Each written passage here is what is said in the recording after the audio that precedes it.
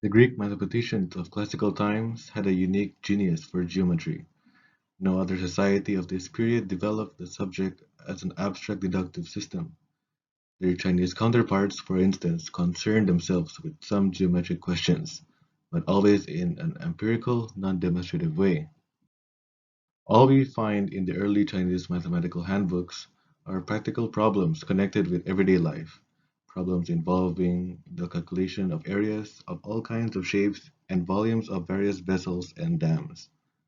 Chinese mathematics was profoundly algebraic, so geometric figures serve only to transmute numerical information into algebraic form. The earliest Chinese work having mathematical content is the arithmetic classic of the Gnomon and the circular paths of heaven. Its main concern is astronomical calculations, with the word gnomon in the title referring to an L-shaped instrument akin to a sundial for measuring elevations and distances.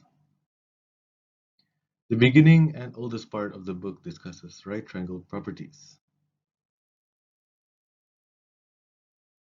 The 9 chapters on the mathematical art marks the beginning of the mathematical tradition in China. The oldest textbook on arithmetic in existence, it is conspicuously free of the mystic cosmology of the earlier arithmetic classic of the Gnomon and the circular paths of heaven. The date and origin of the 9 chapters is unknown. We know that it represents the collective effort of many mathematical minds over several centuries, first assembled as a book about the same time that Euclid was drawing up his elements. Originally, copies were destroyed in the famous burning of the books of 213 BC. Fragments of the collection were later recovered, put in order, and augmented by a number of mathematicians before the work received its final form. The text as it survives today is a commentary on the 9 chapters prepared by Liu Hui in 263. Liu Hui gave theoretical verifications of each of the problems, at the same time extensively expanding and enriching the material with his own contributions. In its influence on Chinese mathematical thought, Liu Hui's commentary on the 9 chapters is the most important of all ancient works, studied by generation after generation for more than 1,000 years. Indeed, later mathematical writings bear its imprint, both as to ideas and terminology.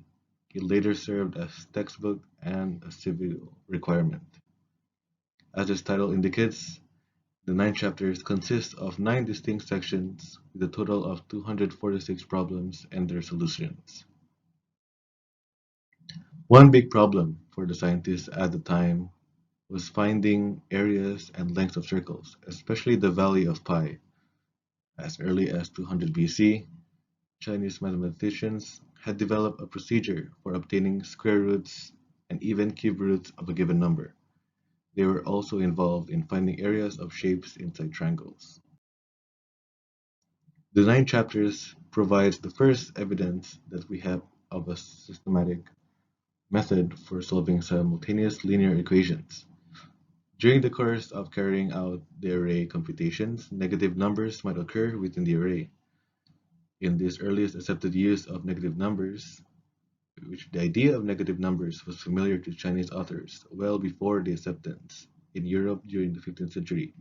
The Chinese used red rods on the counting board to represent negative numbers, while black rods stood for positive numbers. A coefficient of 0 was indicated by a blank space on the board. Not only is the 9 sections the oldest extant Chinese mathematical text to contain a round symbol for 0, but it is the first in which numerical equations of degree higher than 3 occur. Besides writing the commentary on the 9 chapters, Liu Hui also produced the Shorter Sea Island Mathematical Manual, a treatise on surveying containing only 9 practical problems. It seems to have been intended to supplement the last section of the 9 chapters that dealt with the properties of right triangles.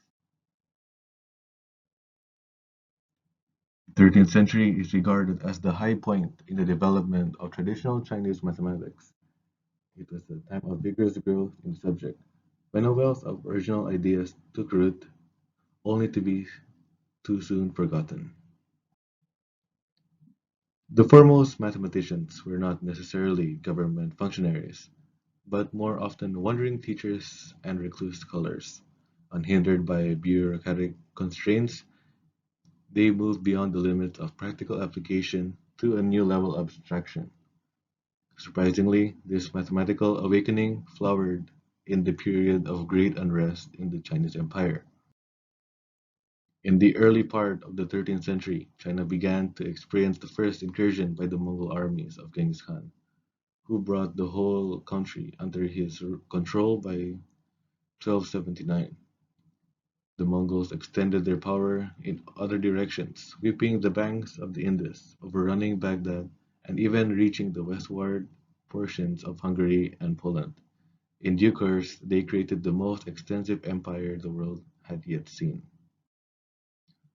One leading figure at this time was Qin Shao, who published his celebrated mathematical treatise in 9 sections in 1247.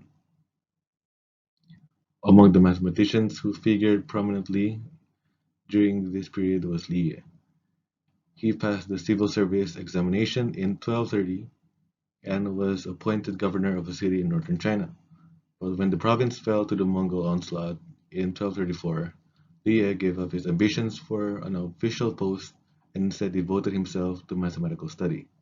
The rest was his Semir of Circle Measurements, written in 1248 and followed by Old Mathematics in expanded sections in 1259. The Old Mathematics in expanded sections is a revision and clarification of an 11th century work, collection of old mathematics which is itself a collection of pieces of earlier origin.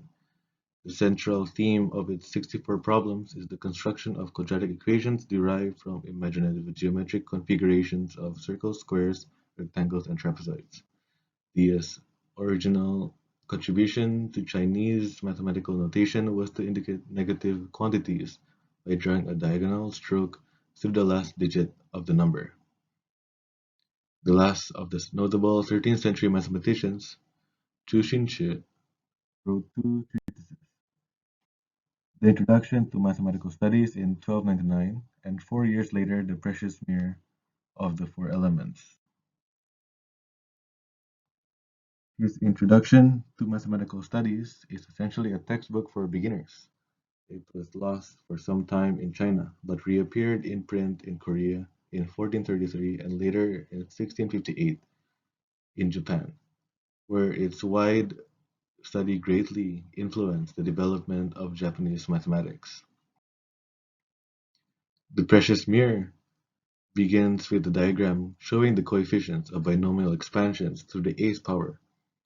The triangular arrangement later came to be known in the West as Pascal's triangle. Like its predecessors, Tushiche deals with numerical equations of higher degree, even up to the 14th degree.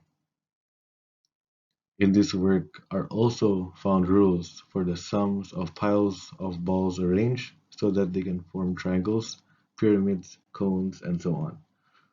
Among the various series that are discussed are the following rules of sums.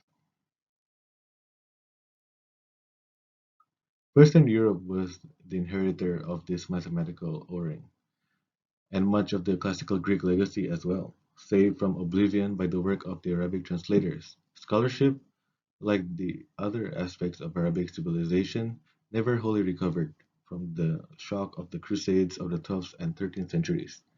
The Crusades at least helped acquaint Christendom with a culture far superior to its own. By the time this great period of Islamic vitality and originality had passed, Latin translation of Arabic scientific and philosophical works was well underway.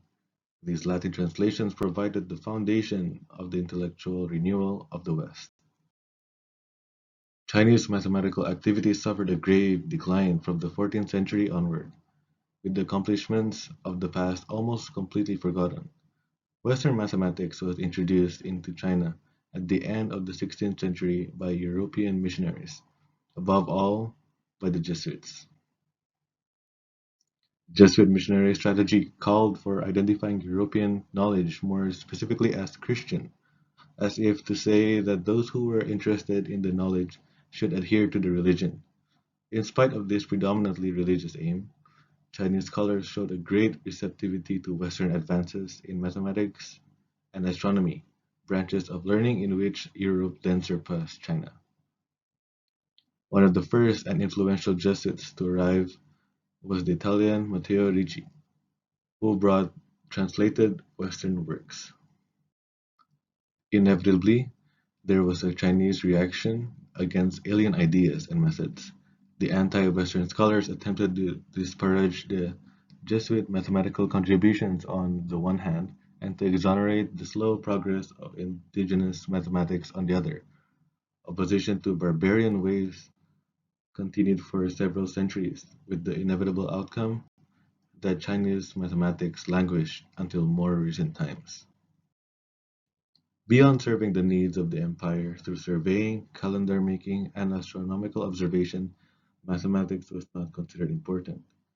An impulse to discover new results for their own sake was never to develop in China, as it did in the Renaissance Europe. Both the early Arabs and Chinese had their major academic contribution despite both being shut down later on.